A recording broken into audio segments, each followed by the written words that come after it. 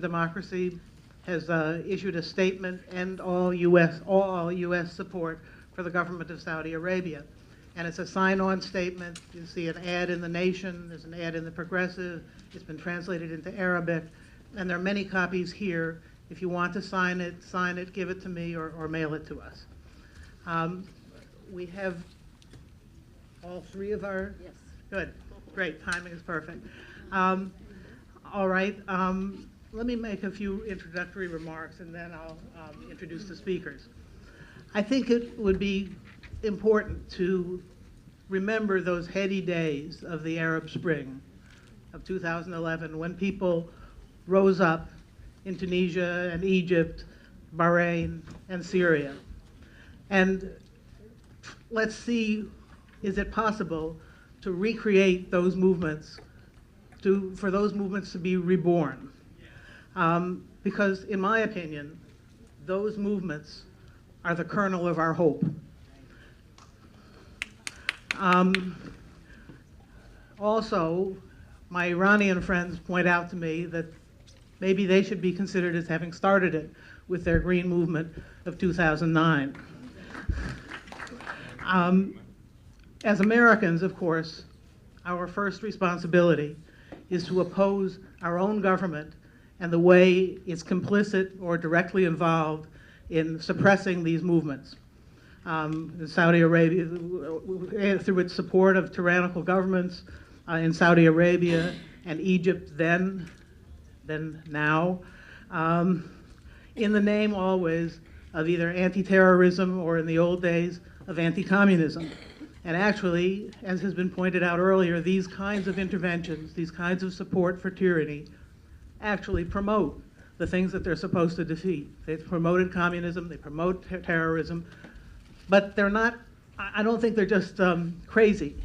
They're a way for the U.S. to assert its dominance around the world using these, the rhetoric of anti-terrorism or anti-communism. Now, two of our speakers today will talk in very personal and vivid terms about what it's like to be a victim of one of the main tyrannies that the United States supports, and that is in Yemen. We have a speaker from Yemen and a speaker from Bahrain.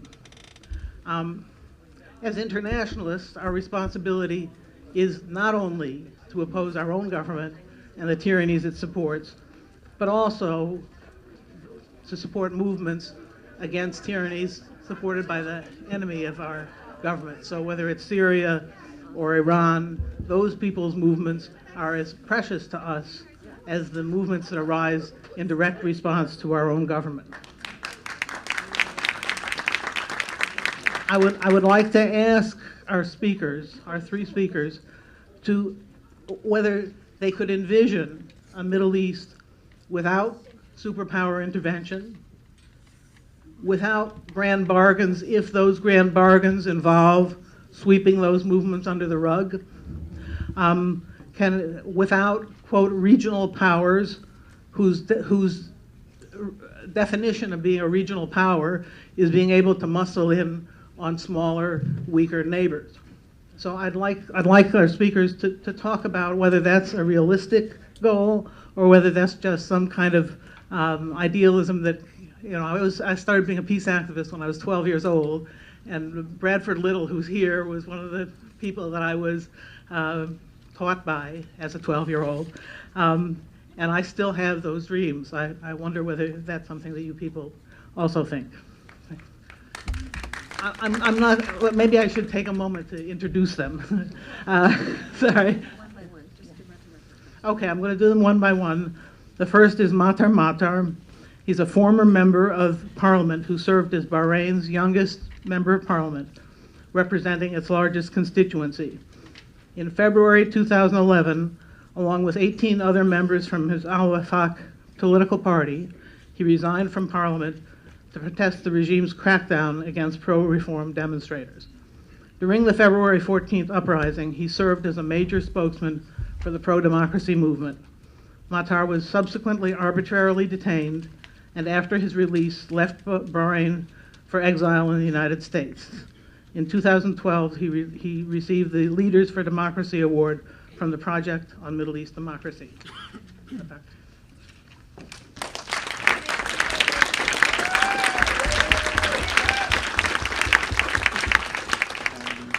Thank you. I'm glad to participate here. Since I came to US 4 years ago, this is the largest event about Saudi Arabia. I think this will be a major milestone in history. Previously, Saudi Arabia wasn't a topic here in US. With the time, the momentum, I think, will start to question US policy towards Saudi Arabia. And I think I'm optimistic that policies will improve and the current situation is not sustainable at all.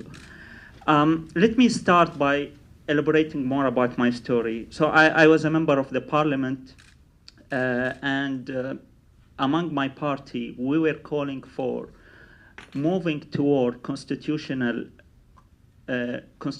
monarchy and to have a dialogue with the government to reach a settlement about the way forward. The government refused all the calls for dialogue, and it was a very harsh crackdown on all those who called for change. After 4 years, the leader of my party are currently in a prison, even though they are still calling for gradual reform through dialogue. It's very clear that the government is totally in different mode. But returning back to your question, our vision is to move forward through dialogue instead of going to a vacuum where I predict to have much more challenges if a major vacuum happen in the region. Let me talk specifically now about Bahrain and US factor, a Saudi factor in Bahrain. So Bahrain was a small island, and still it's a small island and independent from Saudi Arabia. There is a lot of similarity between people in Bahrain and people in Saudi Arabia, but I feel that there is also special identity for people in Bahrain. They prefer to remain independent country, and let me say that our history for long term was independent from Saudi Arabia, and we enjoy having this this independency. A major part for Bahrain to be independent was related to the British policy.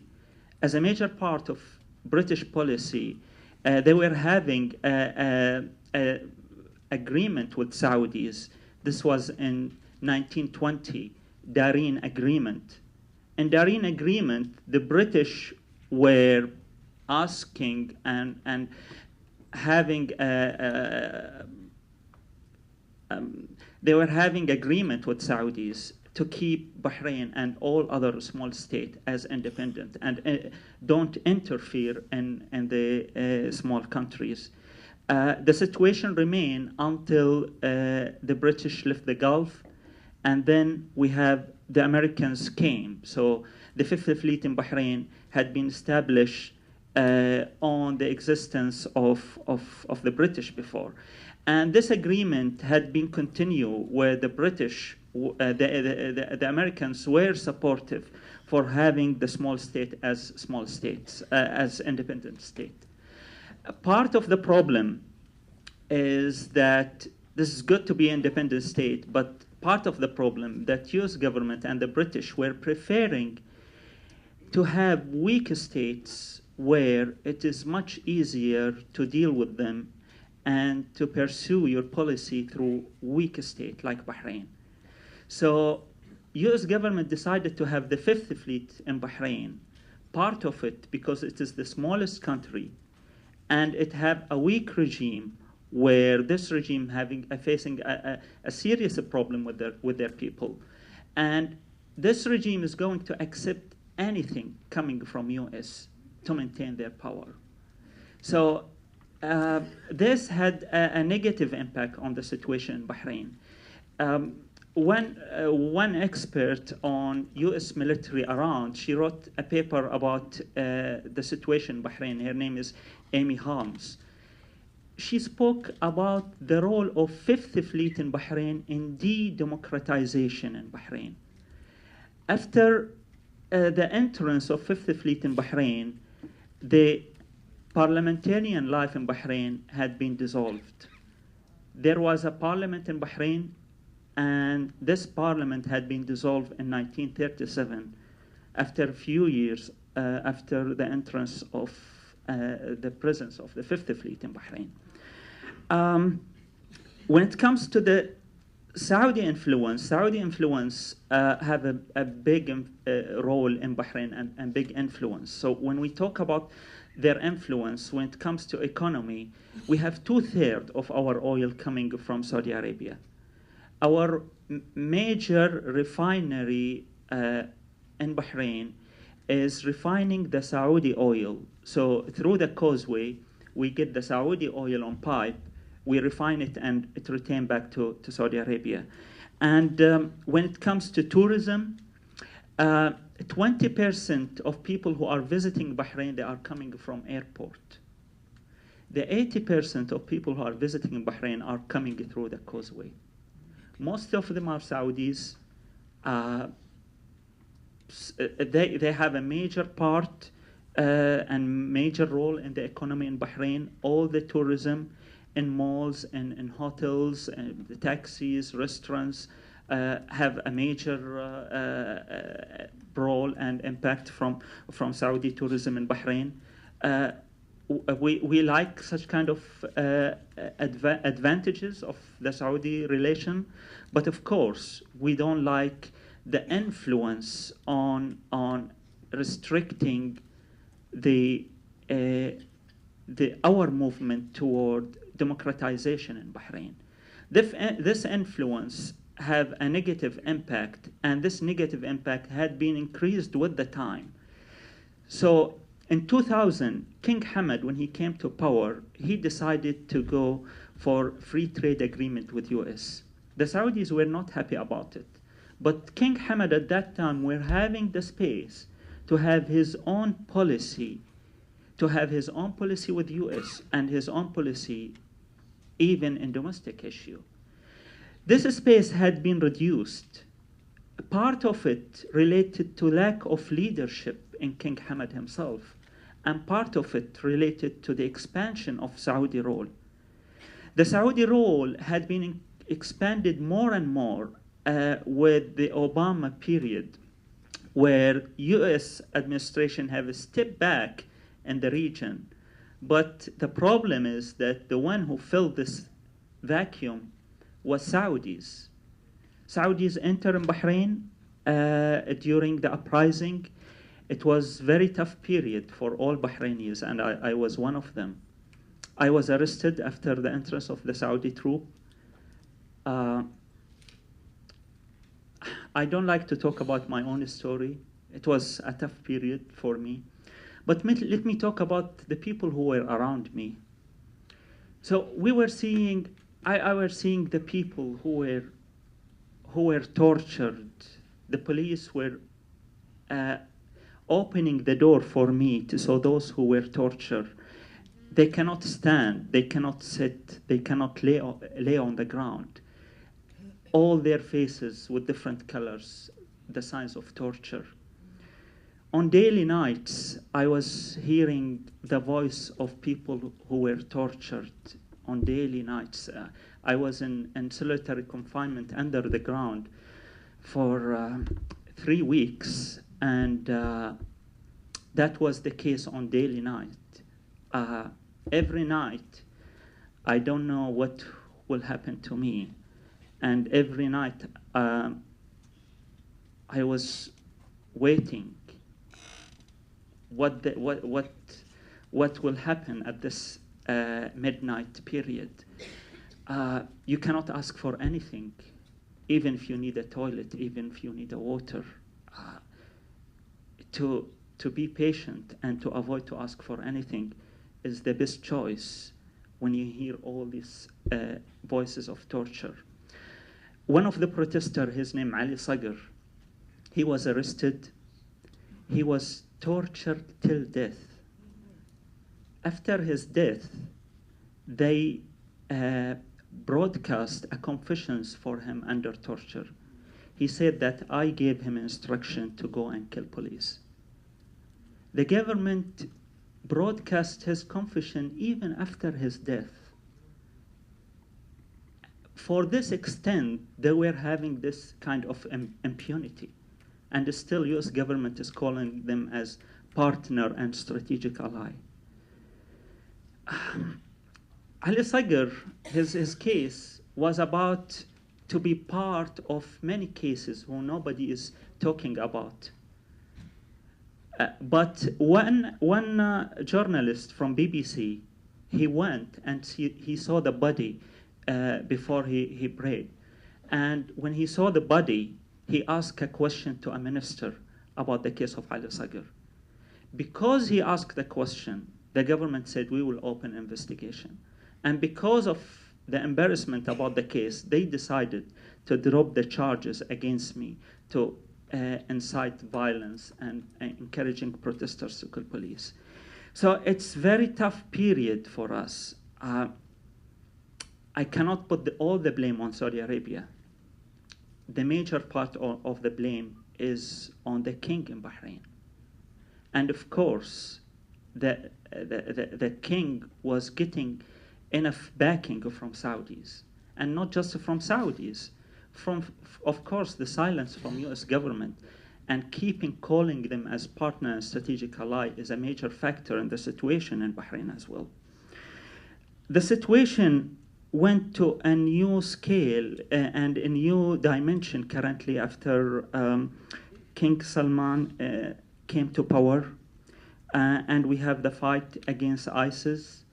And instead of we having a fight against ISIS, those who are calling for change in Bahrain are considered to be the terrorists, and they are facing with terrorist charges these days. As the oil price goes down, Bahrainis are depending more and more on Saudi Arabia. And this have also a negative impact on the policies on the ground. Tension with Iran is a major factor. As tension is increasing with Iran, the government needs a story to put accusations on Iran that they have a role in situation in Bahrain. So they are fabricating more stories about the movement Bahrain and consider them as just agents to Iranian. Returning back to our vision, with all this mess in the region, our voice is still calling for peace and calling for settlement for all this problem through dialogue and through a gradual reform and through a clear roadmap to move forward. And thank you.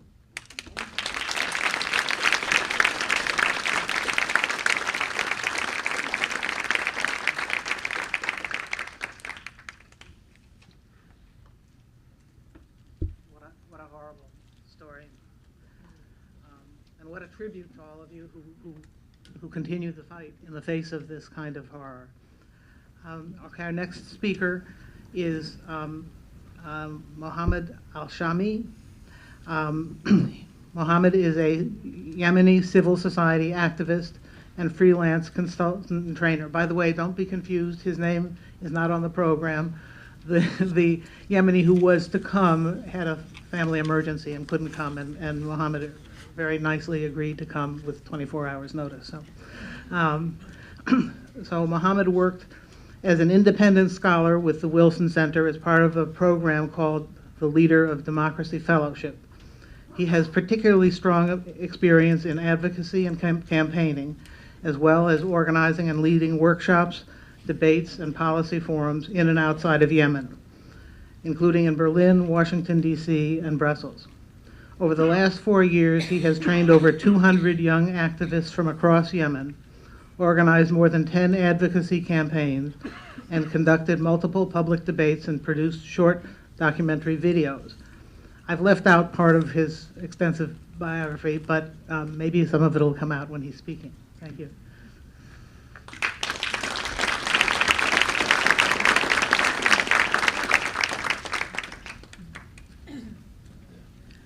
First of all, I'd like to thank you all for having me. And I'm really sorry. Like, my story is not as tough as many others. We tried so much. So I mean, in Yemen especially, tried working with different or many different stakeholders, especially from the perspective that Yemen, as you know, one of the poorest countries in the region. And according to that, there been so much influence from lots of different stakeholders, and of course Saudi Arabia, one of them.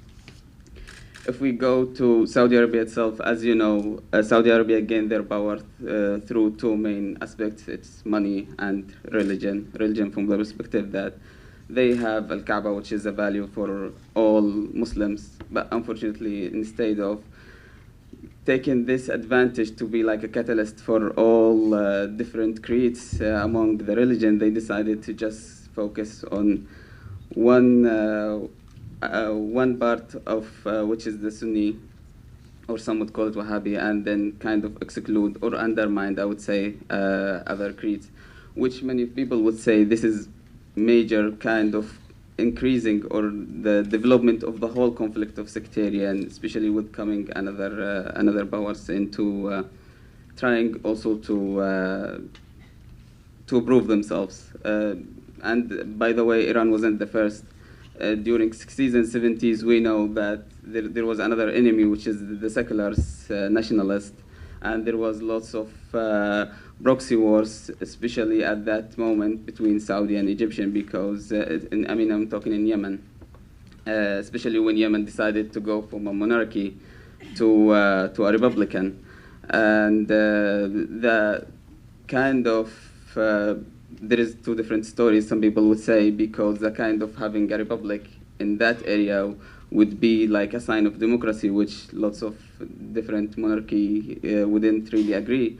Others would say maybe because at that time the priority was going to secular, even at that moment they would consider seculars even worse than the Shia or some other parties. That's why they decided even to go with the imamate, which at that time considered Zaidi. Another problem is the idea of kind of addressing creeds. Like, for example, Zaidi, they wouldn't consider themselves Shia, but if you go to Saudi, they would consider them Shia. And this is, many people would say, this is one of the routes that actually made, like, for example, Houthis goes toward Iran.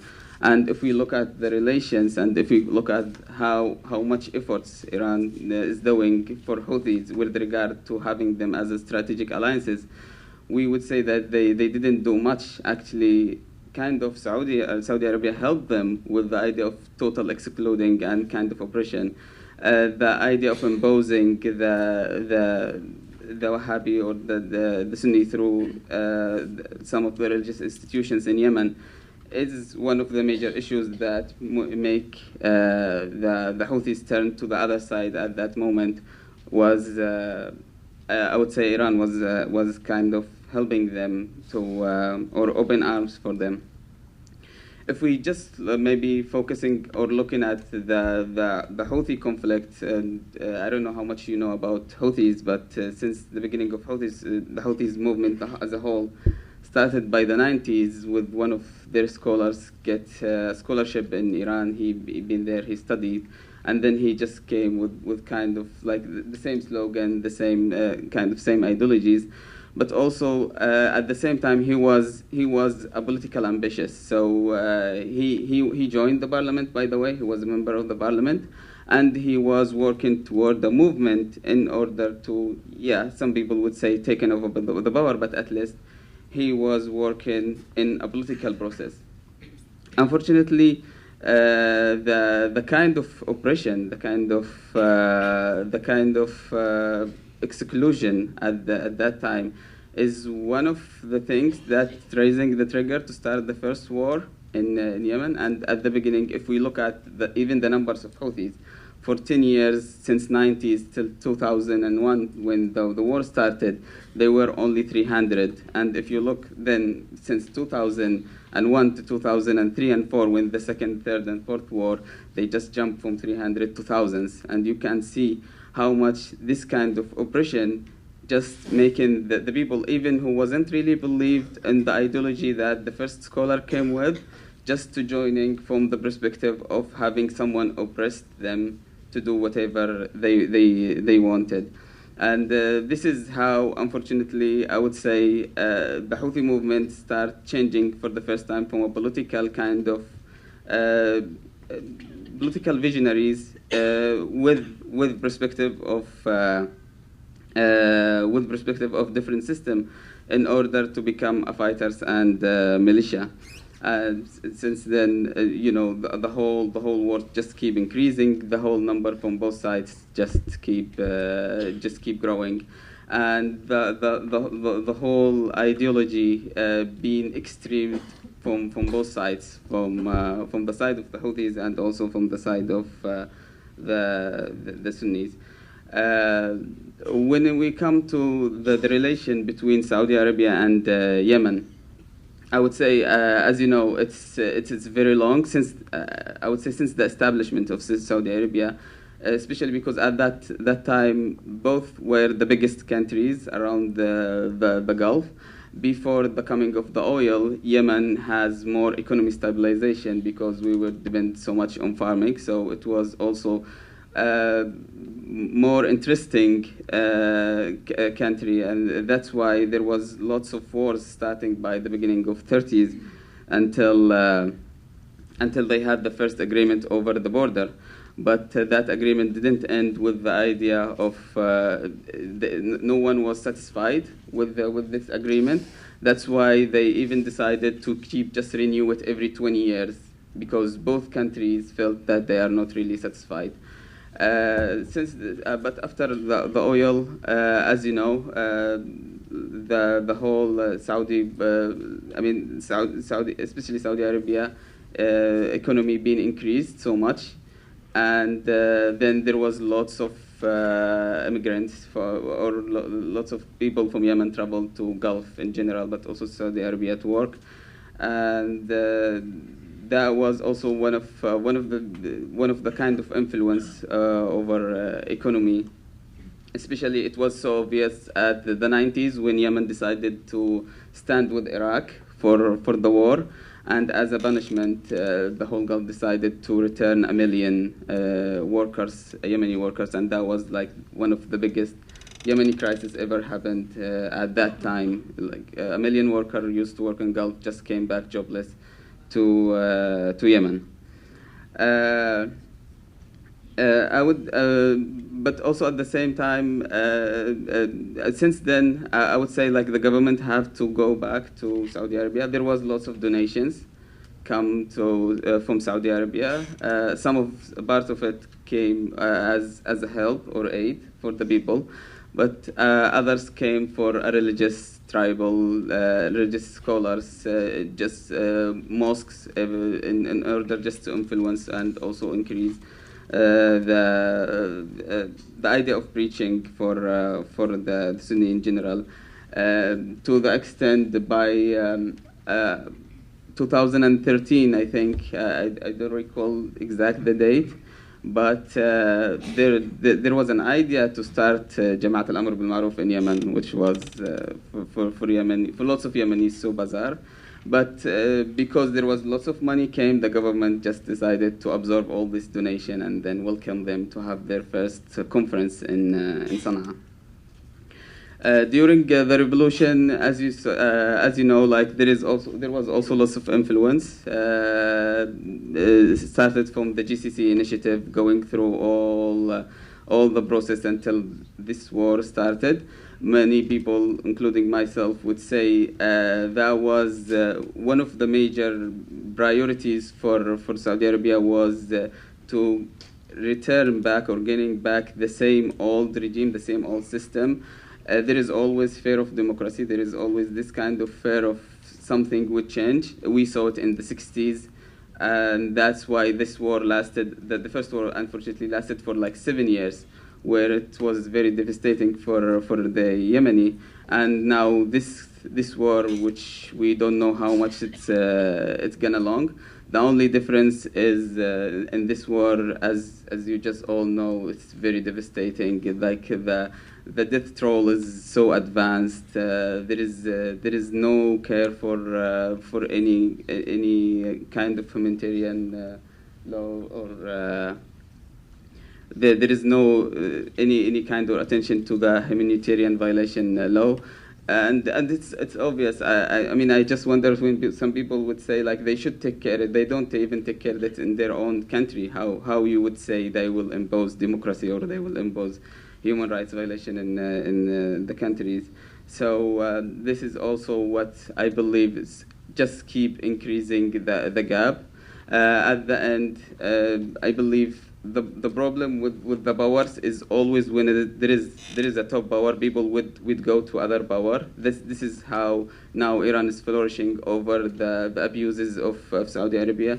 And as long as Saudi Arabia always trying to find their enemy among someone, there will always be an enemy.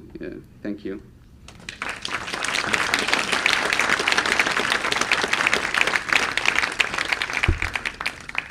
Thank you very much. Our final speaker is Jamal Abdi. Many of you know him. He's involved currently in an important struggle for visa rights for Iranians in the United States and elsewhere. He'll explain that, I'm sure. Jamal Abdi joined the National I'm trying to learn, forget myself, National Iranian-American Council as Policy Director in November 2009, directing NIAC's efforts to monitor policies and legislation and to educate and advocate on behalf of the Iranian-American community. Abdi joined NIAC's team following his work in the U.S. Congress as policy advisor to Representative Brian Baird, Democrat, Washington.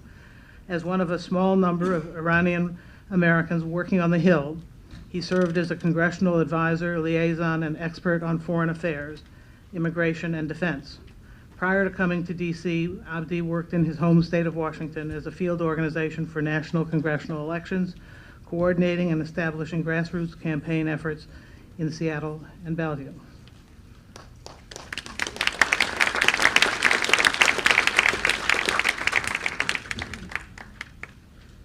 Thank you, Joanne. Thank you, everybody, for having me. So I wasn't going to talk about the visa issue, but what the heck? Let's get into this. Let's talk about the issue that is most pressing right now. So my organization, NIAC, we were deeply involved in the struggle over the nuclear deal with Iran and had lots of fun obstacles that were put in our way by the kingdom that we were talking about today.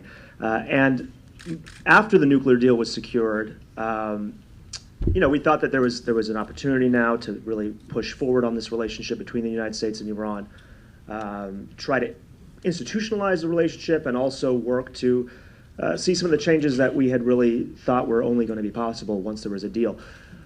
What my organization is working on now is the fact that Iranians living abroad are now facing the revocation of their ability to be a part of the visa waiver program. So what has happened is that after the attacks in Paris and in San Bernardino, Congress responded by amending the visa waiver program. And what they did was they said, originally it was if you have traveled to Iraq or Syria because of the concern of ISIS, if you travel to those countries, you can't come to the United States visa-free. You have to go through the visa application process. And this, ruffled a lot of feathers, but, it was a matter that in Congress is sort of settled. After Donald Trump came out and started saying we need to ban all Muslims from the United States, and the rhetoric really escalated, Congress passed legislation to block all Syrian refugees. And then, as a compromise, they decided, okay, we're not going to move forward with the Syrian refugee legislation. Instead, we're going to move forward with this visa legislation. They amended the bill so that it wasn't just if you traveled to Syria or Iraq since the 2011, since the civil war broke out. They said also if you've traveled to Iran or Sudan, and if you're a dual national of any of those countries. So if you are, somebody who was born to a Syrian father who has never even been to Syria, or an Iranian who, like myself, born to an Iranian father, so I'm considered an Iranian dual national, you are also blocked from the program. Just blatantly discriminatory. But the reason this is relevant to us is that who wasn't on this list? If you've traveled to Iran, there are no FTOs, there are no foreign terrorist organizations operating there. But you're barred from coming to the United States visa-free. You're treated differently than all of your other peers. Meanwhile, the actual perpetrators of the September 11 attacks, 19 of them were Saudis, and if you travel to Saudi Arabia, you're fine. You're all in the clear. This is a demonstration, I think, of just the institutionalized power of the Saudis in the United States, where this supposed anti-terrorism bill that excludes people from traveling to the United States targets all these countries that aren't involved in actually the terrorist attacks that we're trying to prevent. So we've got a lot of hurdles and obstacles to deal with if we want to end this institutionalized power and actually do something about some of the issues that are confronting this country and the issues that are happening inside of the region. But I want to, in my remarks, I really want to focus on sort of what is happening here. What is the current landscape in the region? What is Saudi foreign policy right now? And I would say what we're looking at right now with the kingdom's foreign policy is a power in decline. This is a declining power that is lashing out and acting erratically in order to try to arrest this trend that is happening and really cling to this status quo that it has enjoyed for so many decades. It sees the writing on the wall, and instead of adapting to some of these new trends that are happening, it is taking actions like the execution of the Shia cleric. Even withdrawing from Lebanon, I think, is a rash sort of a move attempted at injecting instability into the region and an attempt to try to bolster its own position by fomenting this instability. The irony here is that as these actions are being carried out, for instance, the execution, what ended up happening was actually a demonstration of exactly what the Saudis are fearing. I think that the idea was that this was going to foment a crisis with Iran, and of course, hardliners in Iran responded, and there was the embassy fires and this attempted sacking of the embassy, which was quickly rebutted and put down by the government in Iran, and the hardliners sort of had to atone for doing this. But this was sort of a trap that was laid for them, and instead of walking completely into it, and instead of the United States having no options but to say, oh, God, okay, now we have this crisis, and we're going to have this outbreak of who knows what between Iran and the Saudis, and we have to back our friends. Instead, John Kerry is on the phone with Javad Zarif from Iran and spent hours on the phone with him de-escalating the crisis, and we actually could talk to the Iranians instead of having to be sucked into this conflict.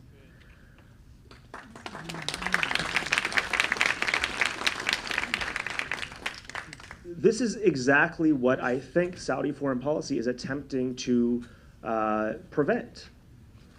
The United States having options of who it can deal with in the region.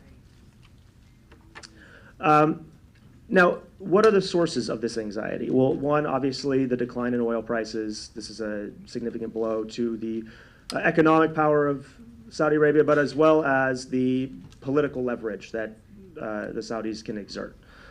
I think the other big anxiety, though, is that, I mean, you look at a country that has the largest, spends the most on its military, has all of these weapons, has all of this military might. Why is this a country that's anxious? And it's because, in spite of spending all of this money on armaments, the Saudis really rented out their security to the United States. There was this de facto agreement between the Saudis and the Americans that said that the United States was going to be the ones that took care of Saudi security. And now, with what has happened over the last several years, there's this fear that I think is accurate within Saudi Arabia, that the Americans are no longer necessarily up for that. They're not in that deal anymore. They're pulling back. We're not going to take the Saudi side on everything. We're not necessarily going to be the defenders of the kingdom anymore. And I think that is a source of anxiety that even millions and millions of dollars of weapons can replace. And I think that goes to the third point, which is the declining share of the Saudis' influence in the region, which directly ties to Iran. We went from, a system where Iran, which is, should be a powerful country given its, its population, its size, its resources, but it has been contained ever since the revolution. It was contained by Iraq in the 80s. It was contained by this dual containment strategy that the United States and Israel supported in the 90s. It was contained by the sanctions over the nuclear deal in the 2000s. And all of this served to distort this potential power balance in the region. And it made it so the United States and Iran weren't talking, and Iran was sort of kept in this box. Now with this nuclear deal, we see that sort of containment potentially disappearing. And those, keeping Iran in this box may no longer be the case, and Iran may begin to take what, maybe its rightful place in the region as a powerful regional player. And I think there are definitely concerns about that are justified, and then there are concerns about it that are purely based on the interests of established powers in the region who don't want to see a more regular order and want to see this sort of anomaly continue in which Iran is locked out of the conversation, where Iran is not allowed to be a part of some of the discussions. It's not in the room when we're talking about Syria. It's not in the room when there are conversations about the peace process. That's starting to change, and I think that is a major source of anxiety. I think all of these sources of anxiety are completely founded. The United States, at least, I'm sure there are plenty of grievances about this administration, but under this administration, they decided we need to resolve the nuclear issue with Iran. It's in our interest. And the Saudis were telling us, you need to cut the head off the snake. Cutting the head off the snake does not mean diplomacy. It doesn't mean sitting in a room in Vienna for 12 hours a day. Cutting off the snake means the type of military engagement that so many in the United States, the military, the intelligence, the American people didn't want to see, which is decades and decades of U.S. occupation, endless war in the region in order to contain Iran. That is what cut the head off the snake meant, and that is exactly what the United States did not want to do and forged this diplomatic initiative in order to avoid that scenario and, for at least 15 years, ensure that Iran does not have the ability to have a nuclear breakout. I think this was the formative moment for this relationship between the Saudis and the United States, and for the Saudis in imagining their role in the region, where they see that the United States is not going to go against its own interests anymore. The United States is going to pursue its interests. But interestingly, it's not just this administration. It was even the previous administration that, whether they knew it or not, wanted to be able to pursue U.S. interests. Let me put it this way, didn't want to have all of their eggs in one basket and realized that they had all their eggs in one basket and it was a basket case. After 9/11, the Bush administration, part of the rationale for the disastrous war in Iraq was that the United States needed some other friends in the region. We couldn't depend solely on the Saudis and the Israelis. And so the idea they had was, okay, we're going to go into Iraq and create a country in our own image. And that's how we resolved the problem. Obviously, that didn't work out so well. But it still was this recognition of there was an anomaly in the region where we were only dealing with certain actors. We had this power in Iran that was being contained. It was not part of the regional security architecture. And we were trying to prevent a more normal order from occurring. And that was undermining our interests. So we needed to reset that.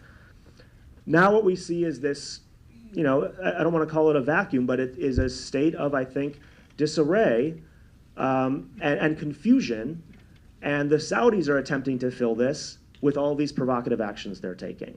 But again, it is the demonstration of a declining power. I think it's very dangerous. I'm concerned about the reaction in Washington, where you have so many of the establishment presidential candidates on both sides. You know who I'm talking about. Who their impulse is, you know, whether it's Marco Rubio or Hillary Clinton, the impulse is, instead of forging ahead with this potential new relationship with Iran, this idea that we should be talking to everybody in the region, instead we should be reassuring the Saudis that we still are their best friends and will do anything they want us to do. And the way we do that is to say the nuclear deal was a one-off agreement. It meant only that, you know, Iran was contained on the nuclear front. It did not mean any new opening to that country. And we are still going to confront Iran at the behest of the Saudis to show them that we're still their best friend. This would be, if this is what happens in 2017, if this is actually the impulse that is carried out by the next president, we will have missed a major opportunity to actually, be part of, stabilizing things by having everybody at the table and creating, having a new architecture in the region where the powers are actually dealing with one another through diplomacy instead of lashing out against one another. And instead, we're going to go to the scenario that has been outlined by, there was just a report last week that came out from a very prominent think tank that said the way that we should make sure to stabilize the region is we should just pick a place and confront the Iranians there to show the Saudis how tough we are going to be with them. So I really think that for our purposes, making sure that the Iran nuclear deal is the first step on a new pathway in which we are engaging with everybody, in which we are not only talking to our close friends, but looking at how do we make new friends and how do we make sure that they are talking to the Saudis and the Israelis. That is really the challenge, and I hope that that's possible given all the power that, the vested interest that we have in this town behind the status quo powers. So thank you.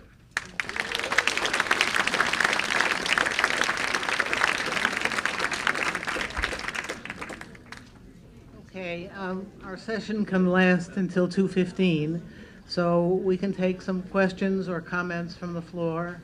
Remember, you got this side of the room, too. Yeah, okay, I'll get you. Okay, I can't see any hands on that side of the room. Do you want to take the woman back there who's been waiting? Why don't you go ahead? Me? Hi, my name is Shirley Fabre. I just want to ask a quick question to, the last speaker.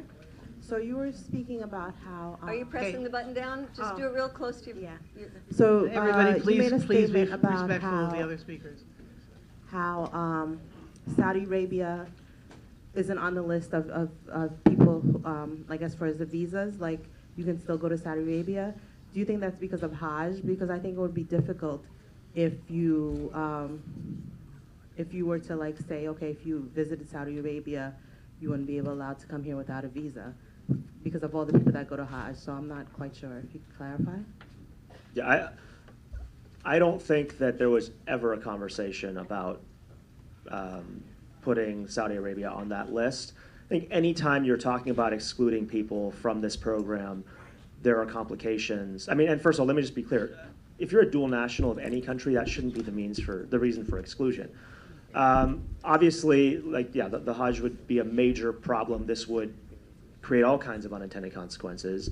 But I don't think it ever came up. I don't think we ever got to the point, where Congress is saying, okay, well, how do we make sure that Saudi Arabia is on this list? Oh, we can't do it because it's too complicated. They didn't think through those unintended consequences. This was a bill that was passed in a matter of a week. Right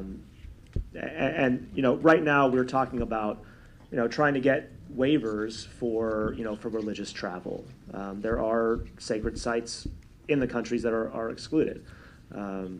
So there are ways around that. Okay, I think I'm going to take a couple of questions together and then throw it over. Roan and Stan.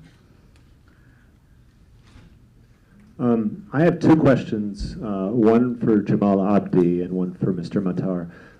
To Jamal, could you talk a little bit about the recent parliamentary elections in Iran and, first of all, how you think the balance of power within Iran is going to be changed by those, both the internal fight between the hardliners and the pragmatists, as well as what that portends for Iran's role with the West in the future and President Rouhani's fortunes. And then for Mr. Matar, we got a glimpse recently of conditions inside Bahrain when a Western reporter went there and was expelled soon after, but it was remarkable what she said. She had been into the neighborhoods where the repression was fierce and very intense, but the Bahraini people were, at least the impression I got, were remarkably unified in their resistance and seemed to be putting up a very brave,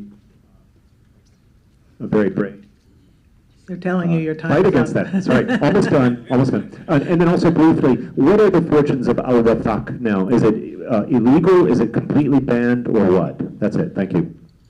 Can I just say that Roan Carey is here representing The Nation magazine, one of the endorsers of this summit, and anybody who doesn't have a subscription to The Nation magazine should have one. Thank you, Medea. Yes.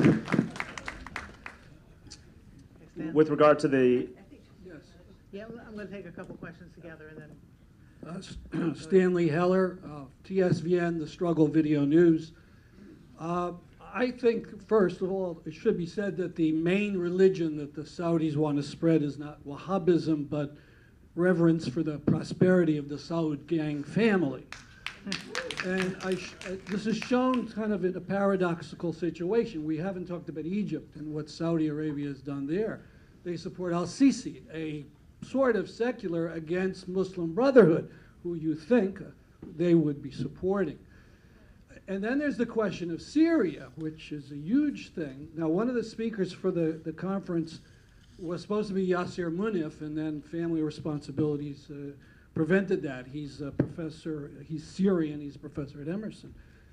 I've interviewed him and others, and they say that paradoxically in Syria, Saudi Arabia is not supporting the worst Islamics, but they have their own group, the Islamic Front, and democratic forces that they send weapons to. It's a strange situation, but it is what it is, and I wonder if those on the panel could comment about Syria and Egypt and what the Saudis are up to there. Okay, so any of the panelists who want to comment on any of the questions, go right ahead.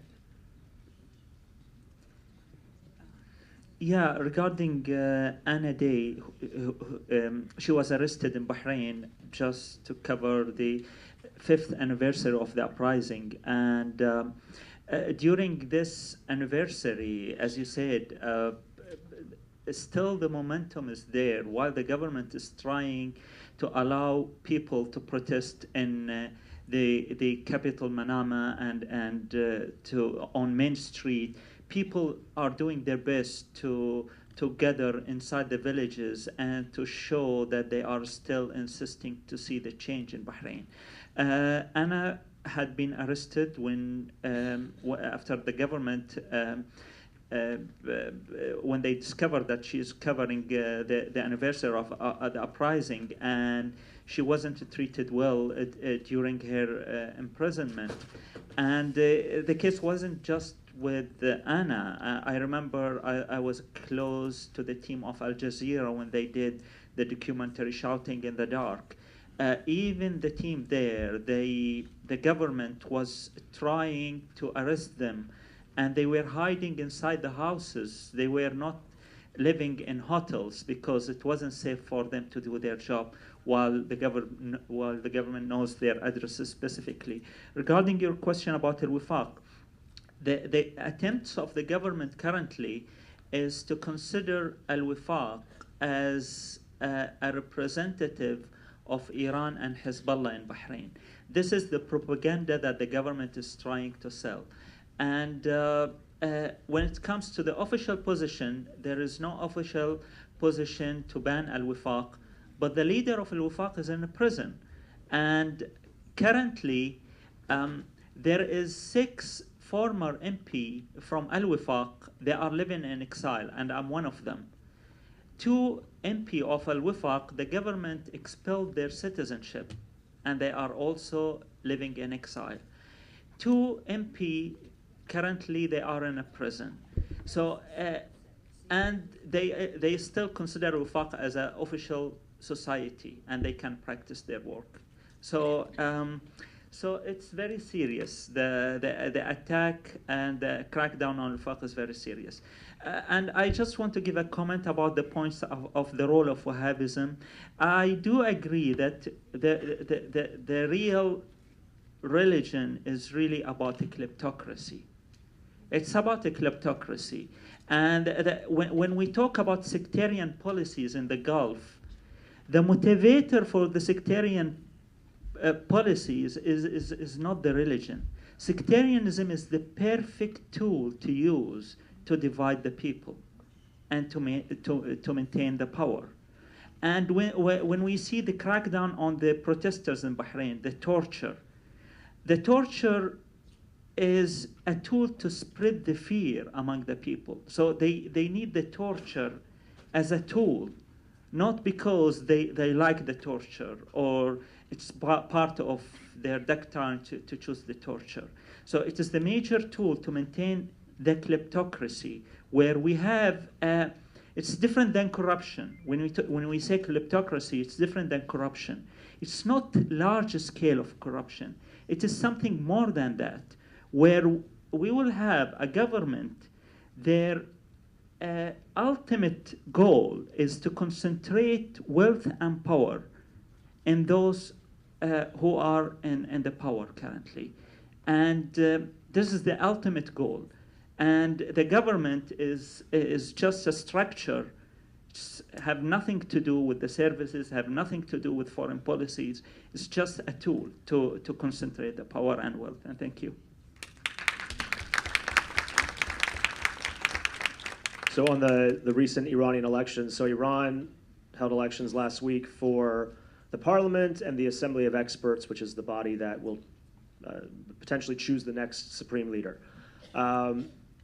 I think that it's more complex than just who won or lost, but the Rouhani government clearly, I think they can call it a victory. And I think the biggest message of the election, I mean, so the reformists and the moderates worked together, even some conservatives ran on the same slate, and they put together a coalition that basically worked to get rid of some of the major hardliners and obstacles to what the Rouhani government is trying to do. So while it wasn't this sweeping win for, reformist forces, the worst of the worst largely got elected out of office, some very notable hardliners.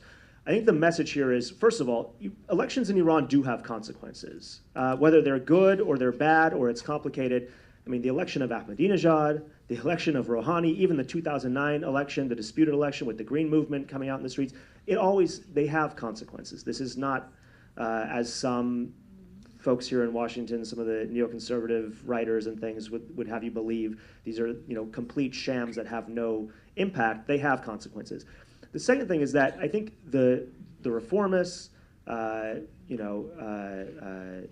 young Iranians who want to see a more moderate path, have proven in the second successive election that they are able to outmaneuver the sort of establishment conservative powers that are trying to exclude them from the process. And so instead of necessarily going through the front door, they figured out clever ways to, in spite of having so many candidates disqualified. We saw this in 2013 as well with Rouhani's election. Rafsanjani, the most prominent sort of candidate on that side, was disqualified. And instead of going home and not turning out, they figured out a way to mobilize behind Rouhani and and managed to take the presidency and push the country in this new direction. This time around, they did the same thing. A lot of reformists and others got disqualified, and they figured out this ingenious strategy where they paired up with these other groups and managed to get people who would back the Rouhani government elected into office. And I think that it was a referendum on the policies of the Rouhani government. It was, they're calling it the second step in the path towards moderation, and I think it was a victory for that approach. Are you telling me we have to stop? One more. Okay. I just wanted to state that for the first question, when he said that because of Hajj, you may be prevented from having the same restrictions against Saudi Arabia. There are 3 million people who go to Hajj. There is another thing called ziyarat, to which Iran and Iraq, there are over 10 million people are going over there. And yet the same principles don't apply over there in the form of restrictions. I'm a cardiologist, and I work for an organization which is like Doctors Without Borders. And it's a Muslim version of it, and I've been to many countries, including Iraq and Iran. And a person like myself, who has been an activist against Al-Qaeda, against ISIS, will not be welcome into my own country after going to places like that. What is being done about this right now? Could you tell us what's being done? I'm stricken by the fact that I haven't called on many women, so let me see if there's one more speaker.